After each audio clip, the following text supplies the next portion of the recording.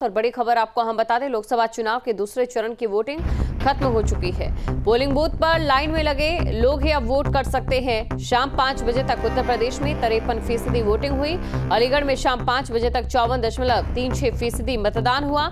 अमरोहा में शाम 5 बजे तक 61.89% मतदान हुआ। बागपत की बात करें तो 5 बजे तक 52.74% मतदान हुआ और बुलंदशहर में 5 बजे तक 54.34% मतदान हो चुका है। गौतम बुद्ध नगर में शाम 5 बजे तक 51.66% मतदान। गाजियाबाद की करें तो 5 बजे तक 48.21% मतदान। मथुरा में शाम 5 बजे तक 46.96% मतदान हुआ है। मेरठ में शाम 5 बजे तक 54.62% मतदान हुआ है। तो ये मतदान प्रतिशत आपके सामने है, कहां पर कितना मतदान हुआ है, लेकिन ये शाम 5 बजे तक की तस्वीर है। 1 घंटे बाद भी उसके जो आंकड़ा है वो आना बाकी रहता है और देखना ये होता है कि कितना फर्क आता है। तो ये बड़ी खबर आपको हम बता रहे हैं।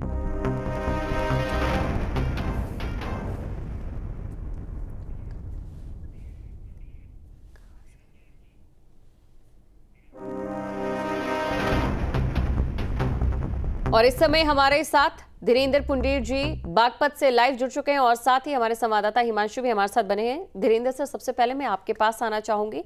मतदान प्रतिशत की 5 बजे तक की जो तस्वीर है वो सामने आ चुकी है और ये कहना गलत नहीं होगा कि अभी भी कम ही मतदान है, लेकिन 1 घंटा बाकी है और इसमें उम्मीद भी।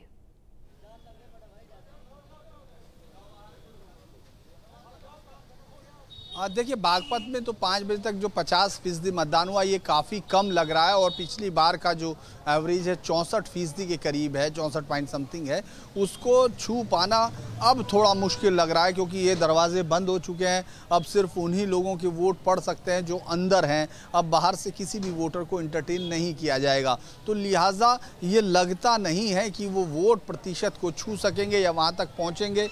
वरना लोग अपने सुबह से अगर मतदान की प्रोसेस देखें तो कुछ बूथ पर बहुत ज़्यादा सुबह 6:30 बजे से ही लाइनें लगी थी, लेकिन ज़्यादातर हिस्से में अगर हम जाकर देखते हैं तो वो बहुत कम हुआ। अगर जिस तरह का उत्साह, जिस तरह की चीज़ें, जिस तरह की लाइनें दिखनी चाहिए थी वो नहीं दिखाई दिया। लोग आते रहे, जाते रहे, अलग अलग जगह पर इक्का दुक्का जगह पर लाइनें हुई, लेकिन ये अब लगना मुश्किल लग रहा है कि उसको रिकॉर्ड को तोड़ पाएंगे या नहीं। हालांकि सेकंड फेज़ के लिए राजनेताओं से लेके तमाम जो प्रशासनिक अमला है, जो चुनाव आयोग के अब अंडर में होता है, उन्होंने पूरी कोशिश की कि पहले फेज़ की सुस्ती को तोड़कर मतदाताओं में चुस्ती लाई जाए ताकि वो उस रिकॉर्ड को तोड़ें और इस प्रक्रिया में ज़्यादा से ज़्यादा लोग शामिल हों और जो सरकार चुनाएं उसमें ज़्यादा से ज़्यादा लोगों का मत शामिल हो।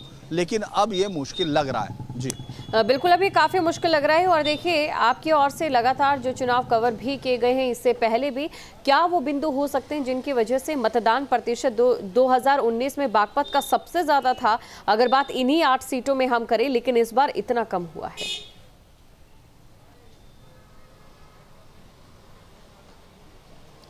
देखिए, एक तो सबसे बड़ी चीज़ ये दिख रही है कि लोगों के अंदर चुनाव में मुद्दों को लेकर कोई बहुत ज़्यादा गहमा गहमी या आपस में गर्मी नहीं थी। अगर आप मुद्दों की बात करें तो मुद्दे इस बार भी सिर्फ मोदी पर आकर टिक गए। हालांकि अलग अलग तरीके से, चाहे वो लास्ट में इनहेरिटेंस टैक्स तक आया हो या रीडिस्ट्रीब्यूशन ऑफ प्रॉपर्टी आया हो, लेकिन जो मुद्दा जो जनता की ज़बान पर चढ़ता है, जिसको लेकर बहुत ज़्यादा आमने सामने हो लोग और ताकि बाहर निकले अपने लोगों को जिताने के लिए, उस तरह का कोई मुद्दा नहीं था। वही महंगाई और तमाम चीज़ें जो विपक्ष के पास थी कहने के लिए, वहीं पक्ष के पास विकास का वो नारा कि लाभार्थियों की भीड़ और वो तमाम चीज़ें, तो लिहाजा वो था। दूसरा ये है कि इस इलाके में जिस तरह से गठबंधन हुआ आरएलडी के साथ, जो एनडीए गठबंधन है, उसमें ये एक एम फैम बात हुई कि जैसे ये इजीली जीत जाएंगे। इनको लगता है कि जो समर्थक हैं उनको लगा कि अब ये पार्टी में इस समय जीत के लिए कोई बहुत बड़ा संकट नहीं है, क्योंकि जिस तरह से विपक्ष भी अब हिस्सों में बट गया। हम 2019 से इस चुनाव को कंपेयर नहीं कर सकते हैं। 2019 में साफ तौर पर उत्तर प्रदेश में एक ऐसा गठबंधन दिख रहा था जो चुनौती दे रहा था, जो सामने खड़ा था, जिसमें इशू को लेकर यूनाइटेड थे। लिहाजा आप वोट परसेंटेज को बहुत ऊपर देखते थे और जो फैसले हुए इधर वेस्टर्न यूपी की जिन सीटों पर हम लोग हैं वहां किसी पर 6500 से हुआ, किसी पर 3000 से, किसी पर 23000 से, इस तरह से भी चुनाव लड़ा गया, जीता गया। लिहाजा उस जैसी गर्मी, उस जैसा तनाव जो चुनावी होता है वो इस बार नहीं था। इस बार बीजेपी विपक्ष में जिस तरह से एक कोई एका नहीं था। आप देख सकते हैं कि बसपा के अलग लड़ने से एक मेजर चंक जो होता है वो एक अलग तरफ से चला गया था और उनके साथ जो दलित वोटर है वो उनका काडर का वोट है, वो एक स्ट्रॉन्ग वोट है। और अभी तक के चुनाव इस बात की तरफ इशारा करते हैं कि वो 13% वोट उनको उस समय भी मिलता है जब उनको सीट मिले ना मिले, और वो 22 तक जाएगा। तो ये जो और समाजवादी पार्टी के पास इधर वेस्टर्न यूपी की इन सीटों पर मुस्लिम मतों के अलावा सिर्फ वो कैंडिडेट जिसको उन्होंने जातिगत समीकरणों के हिसाब से खड़ा किया है, उसके अलावा उनके पास कुछ नहीं है। तो लिहाजा ये चुनाव इसलिए भी थोड़ा ठंडा दिखाई दिया कि लोगों को लग रहा है कि वो आएंगे तो मोदी ही, और जो नारा 400 पार का है उसको लेकर कि 400 मिलेगा या नहीं मिलेगा, यानी पूरी तरह से विपक्ष भी अपनी कोई रणनीति नहीं बना पाया। उसको लग रहा था कि 400 नहीं आएंगे या वो इस तरह की चीज़ों पर, बल्कि जब तक राजपूत विरोध की यहाँ से खबरें नहीं उठी तब तक ये चुनाव इस इलाके में तो बिल्कुल ठंडा हो गया था, जैसे कि कोई मुद्दा ही नहीं था। तो मुझे लगता है कि ये एक बड़ा कारण रहा कि आप लोग जो चुनाव में लड़ रही पार्टियां थी वो लोगों तक पहुंच के मुद्दों को लेकर इस तरह विपक्ष तैयार नहीं कर पाया, लिहाजा पक्ष के लोग भी बहुत ज़्यादा निकले नहीं। जी बिल्कुल, और आप बने रहिए हमारे साथ, आगे भी आपके पास हम लौटेंगे। और इस समय हिमांशु भी हमारे साथ बने हुए हैं, तो हिमांशु के पास हम चलते हैं। हिमांशु, आपसे मैं जानना चाहूंगी कि जहां पर आप मौजूद हैं उस सीट को लेकर क्या कुछ इस समय मतदान की तस्वीर है?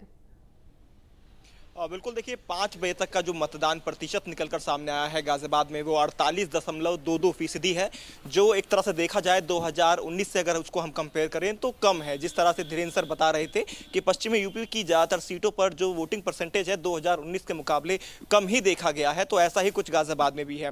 हालांकि गाजियाबाद में हमेशा से ही अमूमन देखा गया है कि वोटिंग परसेंटेज कम ही रहा है। पिछली बार की हम 2019 की बात कर लें तो तकरीबन यहाँ पर 56.86% मतदान हुआ था और उससे पहले 55.56% मतदान गाजियाबाद में हुआ था। लेकिन इस बार पिछले जो 2 चुनाव रहे हैं लोकसभा, उससे भी कम मतदान लग रहा है। मैक्सिमम 2 से 3% का इजाफा जरूर, जो मैं आपको आंकड़े बता रहा हूं 48.22% में, उसमें हो सकता है। यानी जो फाइनल वोटिंग परसेंटेज निकलकर आएगा वो गाजियाबाद का तकरीबन 51 या 52% तक पोलिंग यहाँ की रहेगी। लेकिन उसका फायदा या नुकसान किसको होगा ये 4 जून को पता चलेगा। हालांकि सभी पार्टियां अपना अपना दम भरती हुई दिखाई दे रही हैं, क्योंकि अतुल गर्ग को यहां से चुनावी मैदान में इस बार उतारा गया था और लोकल कैंडिडेट उनको बताया गया था और यहां की जनता की ये मांग भी थी कि लोकल कैंडिडेट हो। लेकिन उसके बाद यहां पर जिस तरह से धीरेन्द्र सर ने बताया कि एक वीके सिंह का टिकट कटने की वजह से जो क्षत्रिय समाज से आते हैं यहां से केंद्र बिंदु बना, क्षत्रिय समाज में विरोध की लहर उठने लगी और पूरे पश्चिमी यूपी में वो लहर देखने को मिली और एक तरह से मुद्दा भी विपक्ष को मिला। बिल्कुल, मैं आपके पास लौटूंगी हिमांशु, लेकिन इस समय अमित हमारे साथ जुड़े हुए हैं और उनके पास कुछ लोग भी मौजूद हैं। अमित, देखिए हमने सुबह से लोगों से बात कर रहे हैं, लेकिन इस आखिरी समय में जो मतदान के दूसरे चरण का ये आखिरी समय, इसमें लोग क्या कह रहे हैं, क्या लग रहा है उन्हें? एक बार फिर से पश्चिमी यूपी की अगर बात करें तो मतदान जो है वो इतना ज्यादा नहीं हुआ है, इसको लेकर भी लोगों की क्या राय है? बिल्कुल, देखिए गौतम बुद्ध नगर लोकसभा सीट की बात की जाए तो 5 बजे तक 51.40% जो मतदान है वो हुआ है। जो ग्रामीण इलाके, खास तौर पर उन इलाकों में शहरी वोट के मुकाबले ज़्यादा मत प्रतिशत रहा है। तमाम लोग हैं, मेरे पीछे आप देखेंगे बूथ है और यहाँ पर अब 6 बजे हैं। 6 बजे के आसपास भी काफ़ी लोग ऐसे थे जो भागते दौड़ते हुए अपना वोट डालने के लिए आए। तमाम लोग हैं, इनसे भी बात करेंगे। जो शहरी वोटर है, कम वोट डाल रहा है, उसके पीछे क्या वजह लगती है? यहाँ पर कुछ लोग आते हैं जो अपने कार्य मतलब ऑफिस की वजह से रेंट पर रहते हैं, फिर उसके बाद शिफ्ट हो जाते हैं, तो इस वजह से वो वोटिंग संख्या कम हो जाती है। बाकी जो लोग यहाँ पे प्रेजेंट में रहते हैं वो सभी वोट डालने के लिए आते हैं। अच्छा, आज आप भी घूम रहे होंगे, किस तरीके की तस्वीर दिखी बूथों पर? जिस तरीके की भीड़ होती थी वैसी दिखी है? बिल्कुल, जो पहले के चुनाव होते थे उससे मत प्रतिशत भी कम हुआ है, क्योंकि जो लोग हैं, एक तो 4 दिन की छुट्टी होगी जैसे आप देख रहे हो, तो उस वजह से भी लोग यहाँ से कोई घूमने चला गया, कोई छुट्टी, मगर फिर भी लोगों ने जाके घर घर जाके डोर टू डोर प्रयास किया है, तो काफ़ी हद तक प्रयास किया है तो अच्छा परसेंटेज हुआ है। चुनाव आयोग लगातार अपील करता है, तमाम विज्ञापन भी चलते हैं। अभी भी आप देख रहे थे काफ़ी लोग भाग दौड़ते हुए आ रहे थे, ऐसे लोगों के लिए क्या कहेंगे? बहुत अच्छा है क्योंकि कई लोग ऑफिस से भी हैं, वो भी जल्दी जल्दी आ रहे थे। मैं भी अभी जस्ट आउट ऑफ स्टेशन थी, तो मैं जल्दी भाग के आई फटाफट 5:45 बजे तक, और फटाफट वोट डाला, और मुझे बहुत अच्छा लगा कि मैंने वोट डाला है। ये क्यों लग रहा है आपको ऐसा जो वोटिंग परसेंटेज घट रहा है, क्या वजह होगी? कुछ लोग बाहर भी सर्विस करने जाते हैं, जैसे यहाँ पर हो रहा, दिल्ली में छुट्टी नहीं है, दिल्ली में बाद में चुनाव होंगे, उनकी छुट्टी नहीं थी, इस वजह से भी फर्क पड़ा कुछ। बिल्कुल, देखिए एक छुट्टी का भी एक बड़ा रीजन है, और भी लोग हैं, इनसे भी बात कर लेते हैं। आप बताइए, वोटिंग परसेंटेज घट रहा है, अभी पोलिंग बंद हुआ है तभी भी लोग आ रहे हैं, तो क्या कहेंगे? ऐसा है, ये जो पोलिंग जो कम हुआ है उसका मेन कारण एक ये भी है कि यहाँ गर्मी का मौसम बहुत ज़्यादा था, गर्मी में लोग निकले भी नहीं, और कुछ जिनको आप हमारे जो जागरूक मतदाता नहीं कहते, शुक्रवार होने की वजह से वो पहले ही अपने अवकाश पे चले गए छुट्टी मनाने के लिए। ये थोड़े से छोटे छोटे बिंदु हैं जिनकी वजह से मतदान कम हुआ है। क्या लग रहा है आपको, वोट डला है यहाँ पर, तमाम प्रत्याशी थे, किस तरीके का रुख रहा होगा? मेरे ख्याल से गर्मी की वजह से लोग कम निकले, इस बार लोग घूमने भी चले जाते हैं, इसके उसमें भी होता है। देखिए, तमाम लोगों का यही कहना है, एक कारण गर्मी बताया जा रहा है, दूसरा कारण ये बताया जा रहा है कि शुक्रवार से पहले ही जो स्कूलों की छुट्टी है वो हो गई थी, तमाम दफ्तरों की छुट्टी हो गई थी, तो ऐसे में कई लोग ऐसे होते हैं जो इस समय को, वोटिंग के समय को पिकनिक का समय मानते हुए घूमने के लिए निकल जाते हैं। दो बिंदु यहाँ पर अमित, आपने लोगों से बातचीत की और वो निकल कर सामने आए हैं, जिसमें एक गर्मी का है और दूसरा ये कि लोग जो हैं वो कहीं और रहते हैं, और ऐसे में दिक्कत ये हो जाती है कि उन्हें कभी अगर जॉब करने जाना है तो छुट्टी की एक बड़ी समस्या यहाँ पर आती है। इसी चर्चा को आगे हम बढ़ाते हैं और आगे भी जानकारी लेते हैं। इस समय हमारे साथ अभिषेक मेरठ से भी बने हुए हैं, अभिषेक से जानने की कोशिश करते हैं। अभिषेक, देखिए, क्योंकि लोकतंत्र का सबसे बड़ा जो हथियार है वो चुनाव है, और चुनाव की सबसे बड़ी ताकत है आम आदमी जो मतदान करता है, लेकिन मतदान ही अगर आधे से ही थोड़ा ज्यादा हो तो चिंता की बात यहां पर बन जाती है।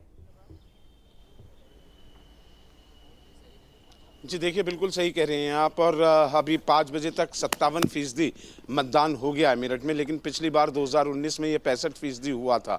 1 घंटे में कितना मतदान बढ़ेगा ये कहना मुश्किल है। अब मतदान तो खैर ख़त्म हो गया है, लेकिन कुछ लेडीज़ हैं मेरे साथ, बहुत देर से वेट कर रही थी अपनी बात कहने के लिए। मैम, आप ये बताइए, आपने वोट आखिरी टाइम पे किया आके?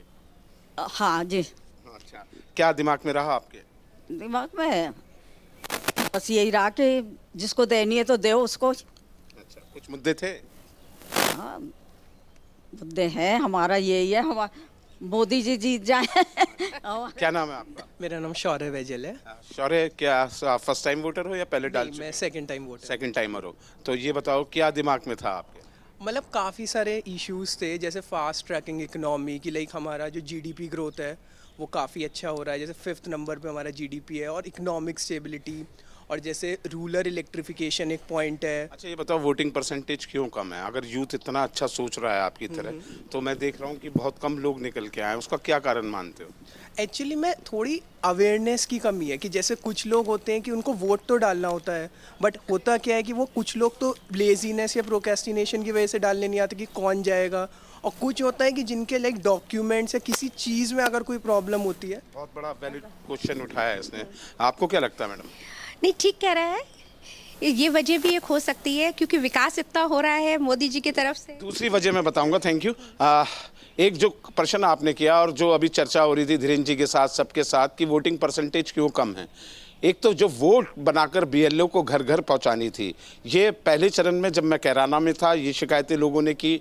आज भी कई ऐसी शिकायतें हुई कि जिसमें लोगों ने कहा कि हमारे घर तक वोट नहीं पहुंची। अब इसमें 2 तरीके हैं, अगर आपकी वोट नहीं पहुंची तो आप अपना वोटर आईडी कार्ड लेकर, बीएलओ वहां बैठा है, बीएलओ से आप देखें और कहें कि पिछले इलेक्शन में मैंने अपनी वोट डाली थी, तो उसमें ज़रा चेक कर लें चेक लिस्ट में मेरा नाम वोटर लिस्ट में है या नहीं।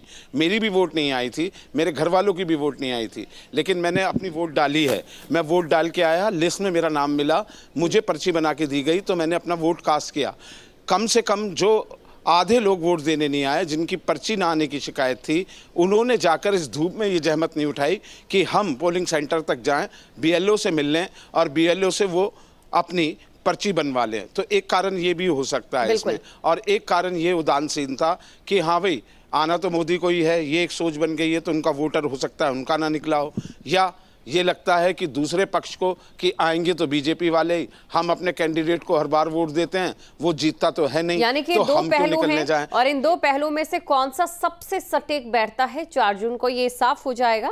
वोट प्रतिशत के साथ ही ओवैस के पास हम चलते हैं। ओवैस अली हमारे साथ बने हुए अमरोहा से। ओवैस अली, जिस तरीके से हम लगातार इस पर चर्चा कर रहे हैं, क्योंकि देखिए अंतिम समय है, अब जब सामने आ जाएगा कि कितना मतदान प्रतिशत हुआ है, उससे बहुत हद तक ये तस्वीर साफ हो जाएगी कि पहले चरण में जो मतदाता सुस्त नजर आ रहा था, तो दूसरे चरण में उसके लिए मेहनत की गई, लेकिन उस मेहनत का क्या फायदा अगर मतदान इतना ही होना हो।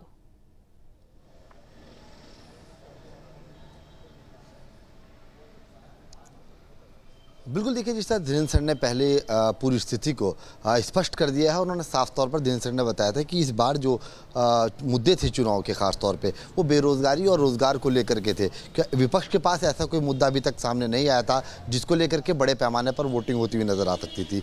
लेकिन फिर भी 8 लोकसभा सीटों पर उत्तर प्रदेश के द्वितीय चरण में जो चुनाव था, उसमें सबसे ज़्यादा अगर मतदान किसी लोकसभा सीट पर हुआ है तो वो अमरोहा के अंदर हुआ है। क्योंकि अमरोहा के अगर 5 बजे तक के मतदान के आंकड़ों को उठा के देखा जाए तो लगभग 62% मतदान अमरोहा लोकसभा सीट पर हुआ है। अमरोहा लोकसभा सीट एक ऐसी सीट है जो मुस्लिम बहुल्य सीट है और यहाँ पर लगभग सभी दलों के जो नेता हैं वो यहाँ पर अमरोहा की जनता ने उनको चुनकर संसद तक भेजा है। और यही एक सबसे बड़ी वजह थी, क्योंकि विपक्ष के पास कोई मुद्दा नहीं है। विपक्ष किसी भी प्रकार से अपने मुद्दों को जनता के बीच में नहीं ले जा पाया। साथ साथ में जिस तरह से लगातार लोगों के बीच में पहले से एक अफवाह बनी हुई थी कि महंगाई की है, रोजगार की कमी है, नौकरियाँ नहीं मिल रही हैं, इन्हीं मुद्दों को लेकर के विपक्ष ने लोगों की साथ संवाद करना शुरू किया था। और क्योंकि मुस्लिम बहुल्य सीट है तो बहरहाल सी बात है कि यहाँ पर 48% के करीब जो मुस्लिम आबादी वाले क्षेत्र है, वहाँ पर नौगांवा सादात की अगर बात की जाए तो 52% लगभग 3 बजे के करीब वहाँ पर मतदान होना का आंकड़ा सामने आ गया था। क्योंकि जुमे का आज भी दिन भी था, लोगों ने पहले ही अपने घरों से निकलकर सुबह 7 बजे से लेकर के 11 बजे तक जो मतदान किया था, तो परसेंटेज लगातार अमरोहा के अंदर में बढ़ती हुई नजर आ रही थी। उसके बाद जैसे जैसे जुमे की नमाज का टाइम होता जा रहा था तो लोग अपने घरों पर थे। उसके बाद जैसे ही 3 बजने शुरू हुए और 3 बजने के बाद से जो आंकड़ा मतदान का आना शुरू हुआ तो उसमें थोड़ी तीव्रता नजर आई थी। जिस तरह धीमी गति से मतदान होता हुआ नजर आ रहा था, तो 3 बजे के बाद जब रफ्तार बढ़नी शुरू हुई तो उसका आंकड़ा सामने आया कि 5 बजे तक अमरोहा लोकसभा सीट पर 62% मतदान हुआ है। तमाम जो खासतौर से मुद्दों की अगर बात की जाए, जिस तरह धीरेन्द्र सर ने बात की थी, क्योंकि इस बार जो विपक्ष है, विपक्ष के पास अपना जो वोट बैंक था, क्योंकि मुस्लिम समुदाय की बहुल्य सीट है तो यहाँ पर समाजवादी पार्टी का अच्छा खासा होल्ड रहता था। लेकिन इस बार उत्तर प्रदेश के क्योंकि द्वितीय चरण के अंदर में अमरोहा सीट पर जो लोकसभा चुनाव हुआ है, खासतौर पर इस बार कांग्रेस का जो पलड़ा है वो ज़्यादा भारी होता हुआ नजर आया। क्योंकि समाजवादी पार्टी का जनाधार जिस तरीके से खत्म होता चला गया, मुरादाबाद से एसटी का टिकट कटा और समाजवादी के बीच में लगातार जो कलेशबाजी थी वो चलती रही और फिर रामपुर के अंदर में समाजवादी गुट और आजमवादी गुट आमने सामने आने शुरू हो गए। तो इनका कहीं बहुत बड़ा इफेक्ट अमरोहा लोकसभा सीट पर भी पड़ा।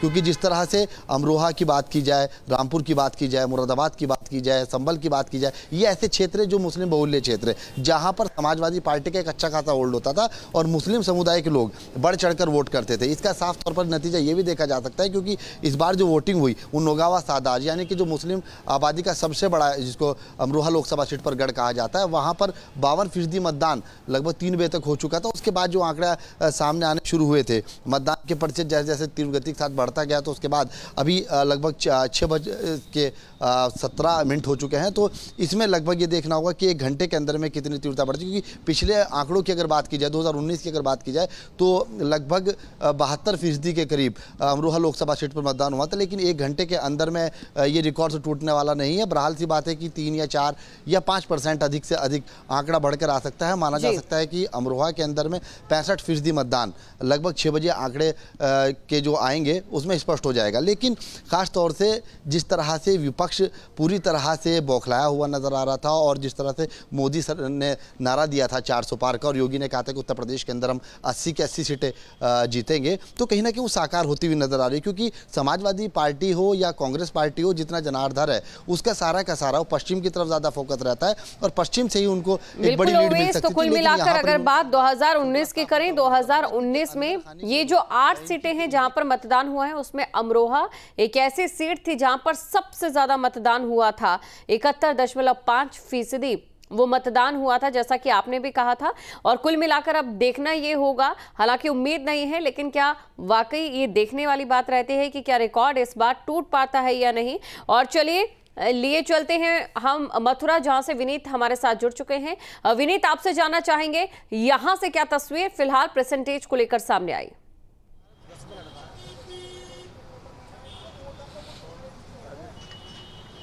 देखिए बिल्कुल, और मैं आपको सबसे पहले तस्वीर दिखाते थे बीआरसी ग्राउंड की, और यहाँ पर इसी मैदान में, इसी कॉलेज में यहाँ पर मतदान हो रहा था। आप सामने तस्वीरें देख सकते हैं। देखिए मशीनें जो हैं वो इस समय पोलिंग पार्टियाँ जो है रवाना होने लगी हैं। पूरे पैकिंग सब हो चुका है। अंदर जो मतदान अधिकारी थे वो भी सब बाहर आ चुके हैं और गेट बंद कर दिया, 6 बजे गेट बंद कर दिया गया था। लेकिन पोलिंग परसेंटेज अगर देखी जाए तो पिछले 2019 की अपेक्षा काफ़ी कम रही है। दिन में धूप बहुत ज़्यादा आती थी तो उस समय सोचा कि गर्मी ज़्यादा है इसलिए निकल पाए हैं लोग, लेकिन देर शाम में भीड़ जरूर दिखाई दी, सुबह जरूर भीड़ दिखाई दी।